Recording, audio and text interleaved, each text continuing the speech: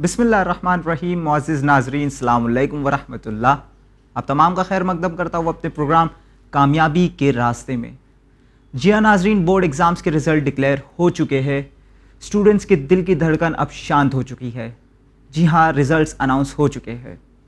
जहाँ बात करें गुज़िश्ता साल की, तो इस साल का रिज़ल्ट पिछले साल से काफ़ी अच्छा आया है। तो पेरेंट्स की सिर्फ एक ही फ़िक्र है कि जो 2 से 3 महीने का वक्फा है, जो वेकेशन पीरियड है, किस तरह से उसे इफेक्टिवली यूटिलाइज किया जाए in order to develop and nurture the upcoming career of their children. इसी मौजू पर मजीद मालूमात देने के लिए इस वक्त हमारे साथ चैनल विन के स्टूडियो में मौजूद है एक खास मेहमान, जिनका तारुफ हम करवा दे के having 26 years of experience in teaching, administration and management of polytechnic activities. She has done diploma in computer engineering from Sabu Siddiq, degree from Government College of Engineering and Masters from VGTI, and PhD from Sardar Patel Institute of Technology on Autism Prediction Model. She has written numerous research papers on computer science and technology, AI and machine learning. So let's welcome Professor Zebun-Nisa Malik on our show. Assalamu alaikum ma'am. वालेकुम सलाम। कैसे आप? अल्हम्दुलिल्लाह। So ma'am, जैसा कि मैंने तमहीदी गुफ्तगू में कहा और डेटा भी यही कह रहा है कि जो एसएससी और एचएससी का रिज़ल्ट है वो प्रीवियस ईयर्स के मुकाबले में इम्प्रूव हुआ है इस साल। So obviously the cut off will be much higher. तो मैं ये कहना चाहूँगा कि डेटा के मुताबिक girls overtook boys in this regard. तो आपके मुताबिक आप क्या कमेंट करना चाहोगे इस साल के एसएससी और एचएससी रिज़ल्ट के ऊपर? जी, एक्चुअली इस साल का एसएससी रिज़ल्ट बेटर है पिछले साल की बनिस्बत 23 में। इस साल जो रिज़ल्ट आए हैं वो बता रहे हैं कि 95% हमारा पासिंग रेट है, जबकि 23 में 93 था। और गर्ल्स जो है हमारी वो 97% पासिंग रेट पे है, जबकि बॉयज़ जो है वो 93 पर है। यानी गर्ल्स का डेवलपमेंट, हाँ, मेजर डेवलपमेंट है। तो ये अभी थोड़ा सा बॉयज़ के सोचने वाली बात हो जाएगी कि बॉयज़ को अब आगे बढ़ना है। हम चाहते हैं कि बॉयज़ को ये मैसेज देना चाहते हैं कि देखिए आप लोग अच्छा पढ़िए, क्योंकि गर्ल्स बाजी मार रही हैं जी। तो गर्ल्स ऐसा होता है कि पढ़ाई के लिए ऑलवेज सिंसियर होती हैं थोड़ी। बॉयज़ उनका आईक्यू लेवल अच्छा होता है, करते हैं, लेकिन एक ही चीज़ होती है कि बॉयज़ थोड़ा लाइटली लेते हैं चीज़ों को जी। इस वजह से थोड़ा सा है। लेकिन अगर वो करना चाहें तो मुझे उम्मीद है कि इंशाल्लाह वो भी बाजी मारेंगे जी। और इस साल के जो अपने एचएससी के रिज़ल्ट है वो भी पिछले साल से बेटर है। वो भी इस साल 93 आया है, हमारा 93% रेट है, और पिछले साल 91 चल रहा था, 91-90। लेकिन जहाँ तक देखा जाए कि अगर परसेंटेज रिज़ल्ट अच्छे आते हैं तो उसके वजह से हर कॉलेज के कट ऑफ भी बढ़ जाते हैं। ऑब्वियसली जी। अब एक्चुअली कट ऑफ को जो देखा जाता है, कट ऑफ रेट जो पकड़ते हैं हम, वो डिपेंड करता है कॉलेजेस पे। It depends on the college, yes. Because अगर कॉलेज अच्छा है तो वहाँ, जैसे फॉर एग्जांपल, अगर मेरी कॉलेज के अंदर 100, मेरे पास 10 सीटें और 100 लोगों ने अप्लाई किया और वो 100 जो अप्लाई करते हैं उनका परसेंटेज हाई है, that means my cut off will go up. जी बिल्कुल, by naturally. So cut off depend करता है कॉलेज की एक्टिविटीज़ पे भी, कॉलेज के रेटिंग पर भी जी, और अप्लाई करने पर भी जी। क्योंकि इस बार रिजल्ट अच्छे हैं, बहुत लोग अप्लाई करेंगे तो कट ऑफ ऑब्वियसली हाई जाने वाला है। यानी साल दर साल जो है कंपटीशन बढ़ता जा रहा है। यानी आप स्टूडेंट्स को ये कहना चाहोगे कि जितना हो सके और ज़्यादा मेहनत करनी है, क्योंकि जी बिल्कुल, क्योंकि क्या होता है, एक नंबर से अगर हमारी सीट चले जाती है तो हम एकदम मतलब ऐसा होता है ना, बच्चे एकदम परेशान हो जाते हैं। और ऑनलाइन सिस्टम है जिसमें आपको बहुत ही सोच समझ के ऑप्शंस भरने होते हैं जी। क्योंकि अगर मैंने कट ऑफ हाई है जो कॉलेज का, मैंने ये सोचा कि हाई है, बहुत सारे पेरेंट्स ऐसा भी सोचते हैं अरे ये कॉलेज का VGTI कट ऑफ बहुत हाई होगा तो हम अप्लाई नहीं करते जी। लेकिन ये गलत पैटर्न है। एक्चुअली हमको अप्लाई करना है, अच्छा कॉलेज है तो हमको ऊपर रखना है, क्योंकि उन्होंने हमको ऑप्शन 300 ऑप्शंस अवेलेबल है। प्लेथोरा ऑफ ऑप्शंस है आपके पास, you have to apply if you are getting those marks. बहुत अच्छे से हमको रिसर्च करके बैठ के हर सीट को लेकर कॉलेज की रेटिंग के हिसाब से हमको अपना एक बनाना है, फिर अप्लाई करना है जी। तो ये क्या होता है कि पेरेंट्स उस पर ध्यान नहीं देते हैं, बच्चे भी ध्यान नहीं देते हैं। जब हम ऑप्शन फॉर्म भरने जाते हैं बस वहाँ बैठे फटाफट उन्होंने कुछ उठाया और डाल दिया। उसमें क्या होता है कि अच्छे बच्चे जो होते हैं जिनको मिल सकता था और वो नहीं आ पाते, तो कभी कभी पेरेंट्स तकलीफ क्या कंप्लेन करते हैं कि अरे मेरे बच्चे का तो हाई था लेकिन उसको नहीं मिला, दूसरे को मिल गया। तो बात ये हो जाती है कि आपने अप्लाई ही नहीं किया जी।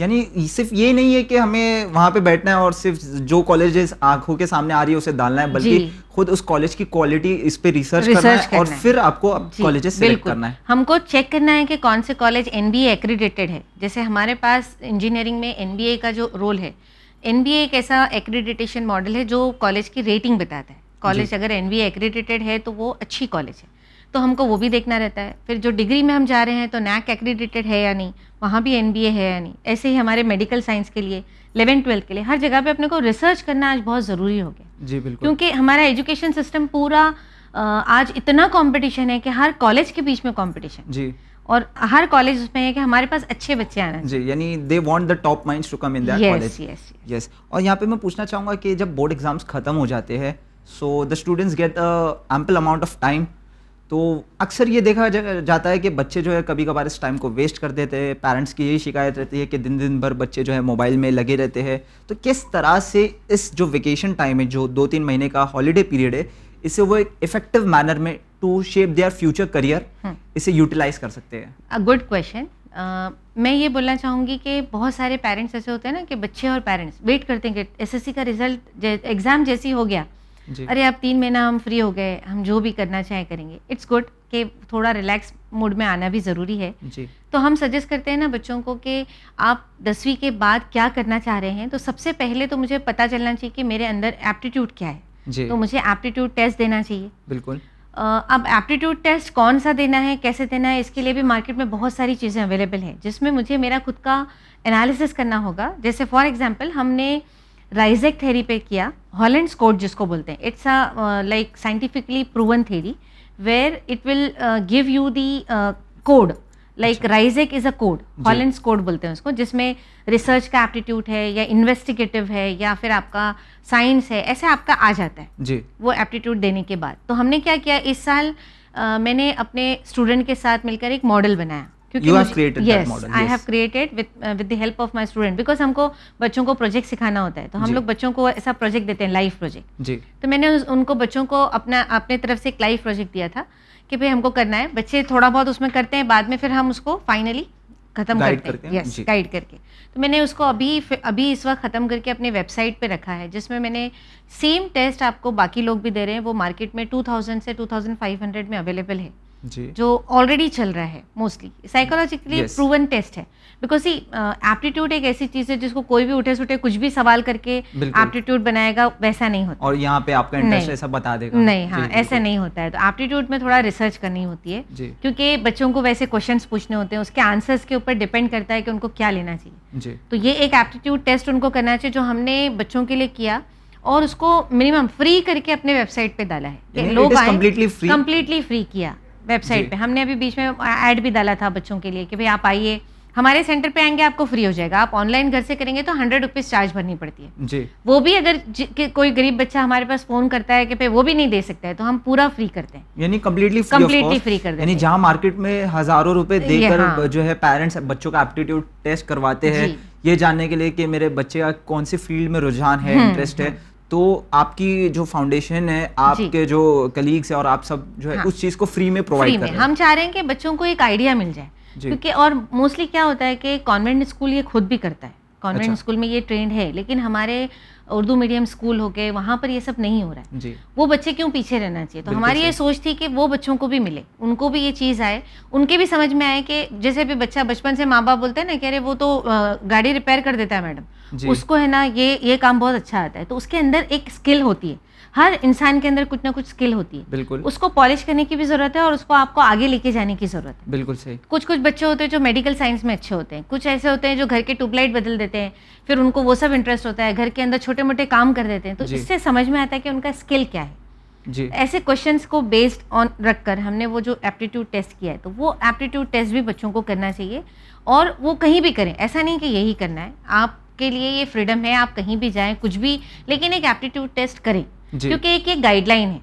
ये गाइडलाइन इसलिए देखिए, हम लोगों का एक ईमान है कि अल्लाह जिसको जहाँ पहुँचाना चाहे वो वहीं पहुँचाएगा, बेशक हमको ये पता है अच्छी तरह, लेकिन अपने को मेहनत तो करना है ना कि है हमारे अंदर क्या स्किल है, तो हमको देखना चाहिए। ये एक गाइडलाइन है, जैसे हम पढ़ते हैं, क्यों पढ़ते हैं, पढ़ने के बाद हम कुछ बनते हैं, तो हमको ये एक गाइडलाइन लेना चाहिए जी और ये एप्टीट्यूड टेस्ट करने के बाद समझ में आता है कि अच्छा ठीक है, मुझे ये एप्टीट्यूड आ रहा है तो मुझे उस पर करना है। क्योंकि क्या होता है अभी आजकल ये भी हो गया कि पहले आर्ट्स कॉमर्स साइंस ही होता था, जी बिल्कुल। लेकिन आज इतनी फील्ड है। अब बच्चे ने कोई एक फील्ड देख लिया, अपने पीयर्स को देख लिया कि भाई वो लोग कोई आर्ट्स में जा रहा है तो मैं भी जाऊंगा, कोई कॉमर्स में जा रहा है तो मैं भी जा रहा हूँ, जी। नहीं तो किसी ने इंजीनियरिंग लिया, मैं इंजीनियरिंग में जा रहा हूँ। लेकिन बाद में जब बच्चा जाता है 2 साल के बाद उसको रियलाइज होता है कि I am not fit for this, तो और 2 उसके साल बाद waste उसका हो 2 चुके साल होते हैं। वेस्ट होता है। उसके बाद वो वेस्ट तो चलिए, कोई पढ़ाई वेस्ट नहीं होती है, जी लेकिन बच्चे का अंदर से मॉरल टूट जाता है। फिर वो क्या होता है ना, डिप्रेस हो जाता है कि मैं अभी ये 2 साल मेरे खराब हो गए, मैं ये नहीं कर पाऊंगा, तो उसका कॉन्फिडेंस लेवल भी डाउन होता है। जी इसलिए हम चाहते हैं कि वो पहले से जो लाइन में जाए ना, तो वो इंटरेस्ट वाली लाइन में जाए ताकि वो और एक्सेल करे। जी। और यहाँ पे देखा गया कि खैर बच्चे तो ऐसा कहते हैं कि हम बचपन के साथ इस फ्रेंड के साथ पढ़ते हुए आए हैं, हाँ। तो मेरे फ्रेंड ने साइंस लिया तो मैं भी साइंस ले लेता हूँ, जबकि हो सकता है उसकी जो है कैपेबिलिटीज कॉमर्स स्ट्रीम में ज़्यादा हो सकती हो। ये ज़्यादातर देखा गया। जी। तो यहाँ पे एक चीज़ हमें मिलती है कि खैर गुज़िश्ता ज़माने में और आज भी काफ़ी हद तक ये मिलता है कि parents they try to impose their thoughts, they try to impose their views के बेटा आपको यही बनना है, और बच्चा कहता है नहीं मम्मी नहीं पापा मुझे कुछ और बनना है, मेरा ध्यान मेरा रुझान किसी और फील्ड में, मुझे लगता है कि मैं इस फील्ड में ज़्यादा अच्छे से डेवलप कर पाऊंगा। तो there arises some kind of conflict between the parents and the students. तो घर का माहौल इससे ख़राब होता है। तो किस तरह से इस चीज़ को सॉल्व किया जाए? देखिए कैसा है ना कि पहले ऐसा होता था कि बच्चों को पेरेंट्स ने जहाँ पर डाल दिया बच्चे जाते थे और एक्सेल भी कर लेते थे। जी पहले का ट्रेंड था, अब नहीं। आपके बच्चे के अंदर जो टैलेंट है एक्चुअली उसको उसी फील्ड में डालना है। बिल्कुल। आप डालोगे, बच्चे आपकी मोहब्बत में, कभी आपके डर में कर लेंगे, लेकिन वो बाद में ऑलवेज डिप्रेशन में होंगे। उनको ऐसा लगेगा कि मैं जो करना चाहता था वो नहीं कर पा रहा हूँ, लेकिन क्योंकि अब मजबूरी है मुझे यही लाइन में करना है, क्योंकि टाइम तो चला गया है। तो आजकल के पेरेंट्स को भी ये समझने की ज़रूरत है कि बच्चा अगर कुछ चाहता है करने के तो उसको सपोर्ट करें। बिल्कुल। और कोई लाइन ऐसी नहीं है जिसमें हम जॉब नहीं कर पाएंगे या जॉब की कमी है। मैं तो आज बोलती हूँ आपको, मार्केट में कोई भी लाइन ऐसी नहीं जिसके जॉब नहीं है। अगर आपके अंदर स्किल और आपके अंदर वो टैलेंट है तो आपको लोग बाकायदा जॉब के लिए बैठे हुए, यानी सामने से बुलाते हैं। क्योंकि मुझे, अगर मैं एज ए कंपनी अगर मैं चला रही हूँ तो मुझे अगर किसी को 50K देना है तो मैं तो पूरा देखूंगी ना कि वो बंदा मेरे लिए पूरा कंप्लीट काम करना चाहिए, तो मैं उतना उसके साथ करा के लूंगी। ये कंपनी का ट्रेंड है और वो कोई गलत भी नहीं है, because they are paying you. तो उनको वो चीज़ चाहिए आपसे। तो आज मार्केट में अच्छे जॉब में अच्छे लोगों की कदर है। अगर आपके पास नॉलेज है, स्किल है, तो आपको बुलाया जाएगा। आपको वहाँ पर कभी कभी डिमांड से ज़्यादा भी देते हैं। यानी आप अगर डिमांड करते हो, और मुझे लगता है कि मेरी कंपनी में फॉर एग्जांपल अभी हमारे आज मैकेनिकल के बच्चे होते हैं, तो मैकेनिकल के बच्चे आज जाते हैं हमारे जैसे कार कंपनीज वगैरह में के। अगर वो बच्चा इलेक्ट्रॉनिकली साउंड भी है तो आप देखिए कि आज हर गाड़ी को टेस्ट करने के लिए हमको लैपटॉप पे टेस्टिंग होती है। बिल्कुल। तो वो इलेक्ट्रॉनिक का एक टेस्टिंग करने के बाद जो आता है फिर जाके वो मैकेनिकल वाले के पास पहुंचता है। जी। तो कंपनी अगर एक इलेक्ट्रॉनिक्स इंजीनियर और एक मैकेनिकल रखने के बजाय वो चाहेगी कि बंदा इलेक्ट्रॉनिक्स एंड मैकेनिकल दोनों आए। ये सोचते हुए गवर्नमेंट ने भी आज क्या किया है, आप देखिए पहले जब था कि हम अगर मैकेनिकल में डिप्लोमा करते थे तो मैकेनिकल में ही डिग्री कर सकते थे, लेकिन अब ये बैरियर हटा दिया गया जी। अब आप किसी भी चीज में डिप्लोमा करिए, डिग्री में आप स्ट्रीम चेंज कर सकते हैं। यानी गवर्नमेंट ने इतनी फ्रीडम आपको दी है। वो वजह ही है बिकॉज दे वांट कि अभी उनको मल्टी स्किलिंग वाला आदमी चाहिए। एक स्किल वाले आदमी को वो नहीं पे कर पा रहे, बिकॉज आज कैसा पैटर्न हो गया कि अगर आप मल्टी स्किल वाले हो तो आपको मैं 80,000 दे रही हूँ, लेकिन अगर वही 2 स्किल के 2 बंदे रखने पड़े, मुझे 50-50 देना पड़ा तो मुझे मेरा ही खसारा है इसमें जी। तो ये आजकल मेंटालिटी चल रही है कि मुझे मल्टी स्किल वाला बंदा चाहिए जिसके पास मल्टी स्किलिंग हो। जैसे अभी कॉमर्स है तो उसको कंप्यूटर्स भी अच्छा आना चाहिए। बिल्कुल। आर्ट्स है बंदा, उसको कंप्यूटर का भी नॉलेज होना चाहिए जी। आजकल कंप्यूटर नॉलेज सबके साथ हो गई, तो अगर आप मल्टी स्किलिंग हो तो आपके लिए जॉब अवेलेबल है। तो पेरेंट्स को ये देखना है कि अगर मेरे बच्चे चाहते हैं कि वो ये काम करना है तो उनको ये लगता है, क्योंकि आजकल हर पेरेंट को लगता है डॉक्टर, इंजीनियर, वकील यही बनाना है बच्चों, यानी 3-4 स्ट्रीम में वो घूमते रहते हैं, जबकि ऐसा नहीं है। अभी आज ये भी चल रहा है, आप देखिए हम लोग ये एनालिसिस करते हैं कि हर कोई IAS ऑफिसर, IPS ऑफिसर बनाना है। हर बच्चा IAS IPS नहीं बनता है। हो सकता है किसी में वो काबिलियत हो, किसी हाँ, में नहीं और हर बच्चे में होगी, लेकिन आप 60 के 60 बच्चों को अगर बोलेंगे कि एक पूरा बैच है उसमें आप बोलेंगे तो उसमें 5 और 6 बनेंगे, लेकिन वो जो बाकी बच्चे हैं ना उन सबको हम ये गाइड नहीं कर सकते। तो इसीलिए गाइडेंस जो होती है ना बहुत स्पेसिफिक होती है। मैं आज जो गाइडेंस एक बच्चे को दूंगी वो दूसरे बच्चों को नहीं दे सकती, क्योंकि उनका एक अलग एप्टीट्यूड है, इनका एक अलग एप्टीट्यूड। तो हमको ये भी लेना है कि सिर्फ हर एक को IAS नहीं बना सकते हम, सिर्फ हर एक को IPS नहीं बना सकते हम। तो हमको ये एप्टीट्यूड लेना बहुत ज़रूरी है ताकि हम सही गाइडेंस दे सकें, और पेरेंट्स को भी ये समझ में आना चाहिए कि मेरा बच्चा क्या करना चाहिए, उसको किस चीज़ में इंटरेस्ट है, आगे चल के उसके लिए ये मुसीबत ना बने, क्योंकि ये 6 साल बहुत इंपॉर्टेंट है लाइफ के। 10th के बाद 6 to 7 years is very very important. नहीं, इंसान का फ्यूचर उससे पूरा decide होता फ्यूचर, है। पूरा हर चीज़ उसी पर है, क्योंकि वो 7 साल अगर आपके निकल गए ना, तो वो 7 साल के बाद आप कभी वापस नहीं ला पाओगे। वो 7 years में आपने अगर उसको फ्रूटफुल यूज़ कर दिया, आपने वो 7 years में मेहनत की। हम बच्चों को क्या बोलते हैं, अब बच्चे आप पता है हमको क्वेश्चन क्या करते हैं, मिस हम लोग इंजीनियरिंग में आते हैं, इतना हमको पढ़ाई, वो आर्ट्स कॉमर्स वालों को देखिए कितना मज़े कर रहे हैं। तो हमने बोला बेटा 7 साल मेहनत कर लो, 60 साल मज़े करोगे। यानी 7 साल जो आपके आने वाले 60 साल 60 decide साल को करते हैं। डिसाइड करते हैं। तो आप 60 साल आप वो चीज़ को लेकर आप वहाँ पर इत्मीनान से आप आगे जा पाओगे। आपके आगे की फैमिली, हम अभी हमारे इधर ट्रेंड क्या है कि हम आज से अपने फैमिली पे सोचना शुरू कर देते हैं, बिल्कुल। जबकि अदर कंट्रीज में ऐसा नहीं है। आप यूएस देखिए, वहाँ पर बच्चा 10th के बाद उसका रिजल्ट पेरेंट नहीं देख सकते, बच्चा खुद देखेगा, खुद डिसाइड करेगा। Let him decide. यस।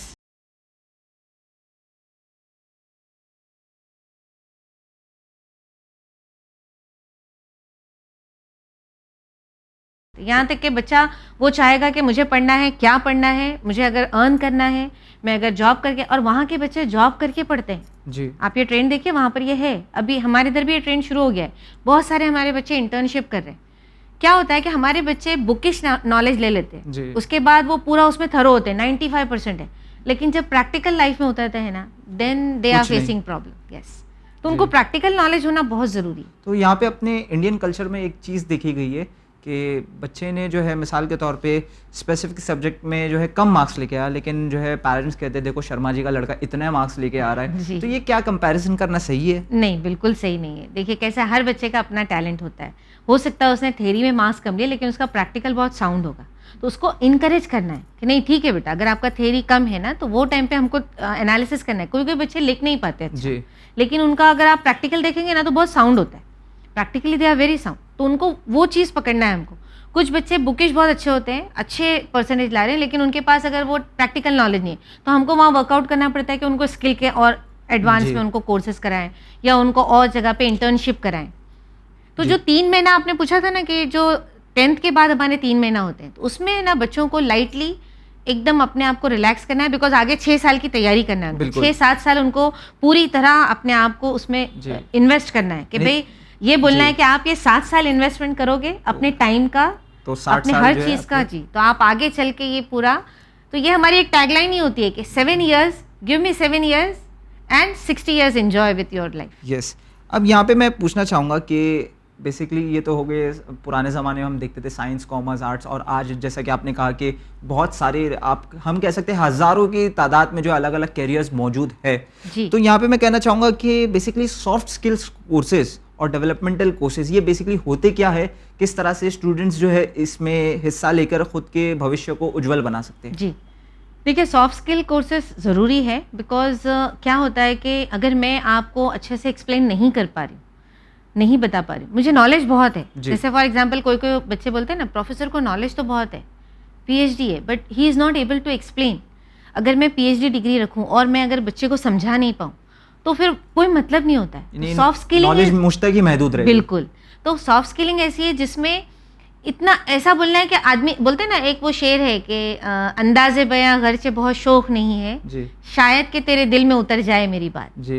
तो भाई हम ये बोलते हैं ना कि मैं जो बोल रही हूँ वो बच्चे के दिल में अगर लग गई, आप सोचिए कि अगर मेरे 60 बच्चे हैं और अगर उसमें से 4 बच्चों के दिल में वो लग गया, तो मेरा पर्पस सॉल्व हो गया लाइफ का। बिल्कुल। क्या होता है, हम जो बताना चाह रहे हैं, नॉलेज आपकी जाना चाहिए, ट्रांसफर बिल्कुल होना सही। चाहिए एक जगह से दूसरी जगह, और उसके लिए सॉफ्ट स्किलिंग इज रिक्वायर्ड। यानी इल्म बांटने से बढ़ता है। जी बिल्कुल। आप कैसे बोल रहे हो, अभी कंपनी में मैं जाऊं और वहां पर अपने बॉस के साथ मेरा बिहेवियर अच्छा नहीं है, या मैं अपने कलीग्स के साथ बिहेवियर अच्छा नहीं है, इसलिए नहीं कि मेरा वो नेचर है, मुझे वो प्रैक्टिस ही नहीं है, मैं घर में जैसे हूँ ऐसे ही हूँ, बाहर भी हम ऐसे ही जवाब दे रहे हैं, तो वो नहीं चलेगा। तो वो हम पॉलिश करते हैं कि बेटा आपको किस तरह बोलना है, कैसे बात करना है, आपके स्किल के ऊपर। जैसे अभी मेरा एक कंपनी के अंदर मेरा जो आने वाला बाहर से जो मेरा क्लाइंट है, जी। वो क्लाइंट कभी कभी ये नहीं देखता है कि मुझे उसका सोल्यूशन मिल रहा है या नहीं, कभी कभी सोल्यूशन नहीं मिला, लेकिन वो बंदे से इतना इम्प्रेस है कि वो बंदे ने उसको इतना इम्प्रेस किया, इसकी स्किल ये है कि सॉफ्ट स्किल इतना अच्छा बोल रहा है, तो वो एक्सेप्ट कर लेता है। जी। कि हाँ, अभी हम डॉक्टर के पास जाते हैं तो डॉक्टर के बोलने पर कभी कभी हम बोलते हैं ना, कह रहे वो डॉक्टर साहब तो इतने अच्छे हैं, बहुत अच्छे बोलते हैं, तो आदमी के दिल में ये उतरता है। तो ये पहली चीज़ है जो होना चाहिए। तो सॉफ्ट स्किलिंग को हम बहुत ज़्यादा इंपॉर्टेंस देते हैं कि आपका कम्युनिकेशन स्किल बढ़ाओ, देन आपका लाइक प्रेजेंटेशन स्किल बढ़े। आप बोलते हो तो उसमें आपका प्रेजेंटेशन भी होना चाहिए, लुक चाहिए, इज़ जी। Important nowadays. बच्चे बोलते हैं ना, नहीं कैसे भी पहन लिए, कुछ भी कर दिए, नहीं, आपको उस तरीके से सेंस होना चाहिए कि हमको कब कहाँ कैसे रहना है। If you are working in a professional Yes. company, then you have to wear a professional look. Yes, बिल्कुल, Yes. वो लुक भी होना चाहिए। साथ में हमारे इधर क्या होता है, मोस्टली हम ऐसा देखते हैं कि हम जैसे अभी मुस्लिम हैं तो हम लोगों जी। को अपने अपने कल्चर की वैल्यूज़ भी लेके चलना है।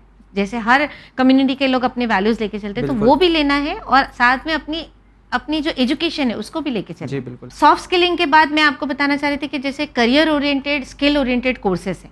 आजकल क्या हो रहा है कि हम सब ध्यान दे रहे हैं कि बच्चे परसेंटेज ला रहे हैं और उसके बाद एक वो रेस शुरू हो जाती है काम करें, लेकिन जी। वो बच्चों का क्या जो ड्रॉप हो जाते हैं, ड्रॉप आउट्स के लिए भी तो ड्रॉप कुछ आउट्स, होगा। यस, जो 10th में बच्चे कम आ जाते हैं, कम परसेंटेज आ जाता है या कभी कभी फेल हो जाते हैं। जी। उसके बाद ऐसा होता है कि पेरेंट्स भी एकदम डिसहार्टेंड हो जाते हैं कि अरे बच्चा फेल हो गया, आप क्या करें, वो तो पढ़ना ही नहीं चाह रहा है। तो हम बोलते हैं कि नहीं, ऐसा नहीं है, ऐसे बच्चे भी बहुत ज़्यादा आगे बढ़ते हैं, तो उनको हम स्किल कोर्सेस में लेकर आते हैं। आजकल आप देखिए लैपटॉप हर घर में है, मोबाइल हर घर में है, आप देखिए हर बिल्डिंग में सीसीटीवी लग रहा है, जी। तो इसके रिक्वायरमेंट बढ़ गई है। आपका मार्केट में इन चीज़ों के लिए इंजीनियर्स बढ़ गए, जी। छोटे मोटे कामों के लिए। यस, छोटे मोटे कामों के, जैसे अभी प्लम्बर हो गया, कारपेंटर हो गया, है ना, फिर उसके बाद इलेक्ट्रिशियन हो गया। Yes. ऐसे जो स्किल के कोर्सेज है जिसमें आपको ज़्यादा पढ़ने की ज़रूरत नहीं है, लेकिन आपको स्किल आती है। जैसे आप देखिए आपकी गाड़ी बनाने वाला जो गैराज में आदमी होता है, जी। वो कोई मैकेनिकल का MEBE नहीं होता है, लेकिन वो आदमी एक MEBA से अच्छा बनाता है क्योंकि उसके पास स्किल है और उसके पास वो हुनर को उसने इतने साल से practice से हुआ, प्रैक्टिस किया है, जी। तो उसको सब आता है। तो हम बच्चों को बताते हैं कि आपको उसमें भी तकलीफ नहीं होना चाहिए कि आपको ऐसा लग रहा है कि मैं क्या करूं। कभी कभी हमने बच्चों से बात की तो बच्चे रो देते हैं, मतलब इतना ऐसा लगता है, बच्चे बोलते हैं कि हम चाहते हैं कुछ करना लेकिन हमारे अंदर वो चीज़ नहीं है, हम कैसे लाएं। तो हम उनको बोलते हैं कि आपको ये इंटरेस्ट है बनाने में, तो हाँ हमको बहुत है। तो हम जब उनको कोर्स बताते हैं, मैं आपको ऐसे एक एग्जाम्पल दूंगी। हमारे साबू सिद्दीक का एक बच्चा था, आज वो CCNA CCNP करके आज एशिया का नंबर 7 पर है वो बच्चा, यानी पूरे एशिया में नंबर हाँ 7 नंबर 7 पर है।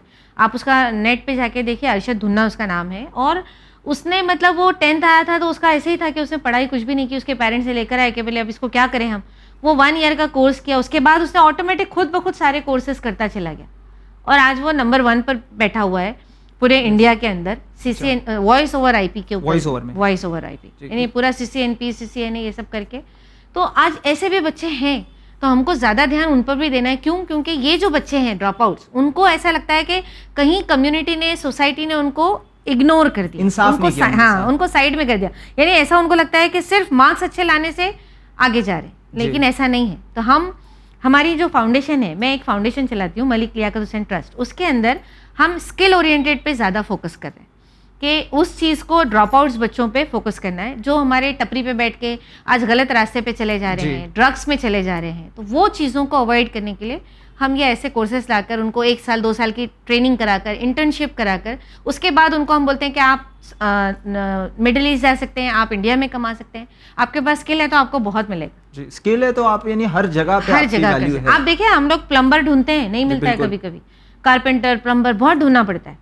तो ऐसे स्किल वाले कोर्सेज की जो हमेशा रिक्वायरमेंट रहेगी, मार्केट में कभी खत्म जी, नहीं होगी इसकी बिल्कुल। रिक्वायरमेंट। यहाँ पे मैं अपने व्यूवर्स से कहना चाहूँगा कि वो स्टूडेंट्स जो शायद इस बोर्ड एग्जाम्स में फेल हो गए हो, जिन्होंने कामयाबी हासिल नहीं की, तो मैं कहना चाहूँगा कि आपको मायूस होने की ज़रूरत नहीं। There are skill development courses that are available in the market. सिर्फ आपको ये है कि अपने अंदर जो स्किल मौजूद है, जो हिडन टैलेंट है, उसे पहचानना है। और आप, हो सकता है आपके अंदर कोई ऐसी स्किल हो जिसके बिना पर आप अपना मुकद्दर संवार सकते हो। तो मैम यहाँ पे मैं कहना चाहूँगा कि जो स्किल कोर्सेज है, इसके लिए स्कॉलरशिप्स अवेलेबल है?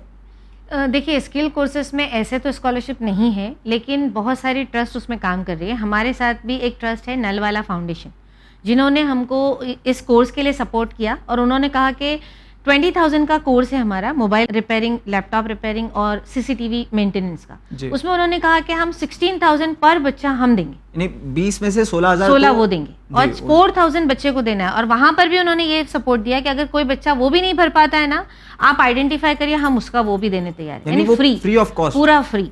वो चाहते हैं कि हमारे ड्रॉप आउट्स बच्चे आज अपने पैरों पे खड़े हो जाए। वो वेस्ट ना हो, वो बच्चा जी। वेस्ट ना हो, वो अपने पैरों पे खड़े हो जाए, आज 20 से 25 हज़ार कमाने के लायक बन जाए, अपनी फैमिली संभाले, क्योंकि उसको भी हक है जीने का। बिल्कुल। तो वो बच्चे को भी हम ऐसे बच्चों को लेके चलना चाहिए। जी, यानी वो अपनी फैमिली के लिए एक एसेट है। एसेट है। बिल्कुल। जी, बिल्कुल। जब मैं बात करता हूँ स्कॉलरशिप्स की, तो स्टेट गवर्नमेंट और नेशनल गवर्नमेंट की तरफ से कुछ स्कॉलरशिप्स वगैरह जी अवेलेबल बिल्कुल, है? स्कॉलरशिप अवेलेबल है। नेशनल स्कॉलरशिप पोर्टल, एनएसपी बोलते हैं इसको, ये पूरे इंडिया के लिए एक पोर्टल है। और हमारे महाराष्ट्र गवर्नमेंट का भी अपने पास महा डीबीटी बोलते हैं, महा डीबीटी पोर्टल है, जिसके अंदर पूरे हमारे इंजीनियरिंग के, एमबीए कॉलेजेस के, उसके बाद hotel management, catering college, arts, commerce वगैरह सबके स्कॉलरशिप है। स्कॉलरशिप अमाउंट है 50,000, लेकिन उसके लिए हमारे पास डोमिसाइल होना कंपलसरी है, और हमारे पास इनकम सर्टिफिकेट जिसको हम बोलते हैं, जी, income certificate 8 lakh rupees per annum, यानी 8 लाख से कम। हाँ, जी, वो होना चाहिए। अच्छा, ये डॉक्यूमेंट भी इजीली बनते हैं, ऐसा कोई टेंशन नहीं है कि डॉक्यूमेंट नहीं बनते हैं। हमारे रिटर्न फाइल, हमारा जो बहुत सारे पेरेंट्स हैं जिनकी इनकम 8 लाख से नीचे है, ऑब्वियसली। वो अपना इनकम सर्टिफिकेट बनाए और उसके बाद ये अप्लाई करें, फॉरन मिलता है 50,000 पर एनम बच्चे को साल में मिलता है। 50,000 तक आपको बिल्कुल। कुछ खर्चा करने की जरूरत नहीं। जरूरत नहीं, मैक्सिमम ये देते हैं वो लोग। जी। अगर आपने जैसे अभी फॉर एग्जांपल आपने एडेड में लिया, फीस ही आपकी 10,000 है, जी। तो जितनी ट्यूशन फीस है वो सारी आपको मिलती है, ओके। पूरी मिलेगी। और अगर आपका कभी फीस ज़्यादा है, जैसे 1 लाख है कोई कॉलेज की फीस, 80,000 है, वहाँ पर जो ट्यूशन फीस होगी वो पूरी मिलेगी, और मैक्सिमम आपको 50,000 मिलेगा। जी, अच्छा, दूसरा एक ये था हमारा महाराष्ट्र गवर्नमेंट के लिए, और नेशनल स्कॉलरशिप पोर्टल है, जिसके अंदर जैसे मैंने कहीं पर एडमिशन लिया है तो एनएसपी पोर्टल पर भी हम स्कॉलरशिप अप्लाई कर सकते हैं, जिसके अंदर लेडीज़ के लिए भी बहुत सारी स्कॉलरशिप है, फिजिकली चैलेंज बच्चों के लिए है, प्रगति स्कॉलरशिप बोलते हैं जिसको, जिसमें लड़कियों को 2 लाख तक मिलता है। यानी पूरे साल में 2 लाख। साल में 2 लाख, यानी उनको यहाँ तक कि आप अगर हायर स्टडीज़ करना चाह रहे हैं उसके लिए भी स्कॉलरशिप अवेलेबल है। आपको लैपटॉप का पैसा भी देते हैं वो लोग, आपको हॉस्टल की फीस भी देते हैं।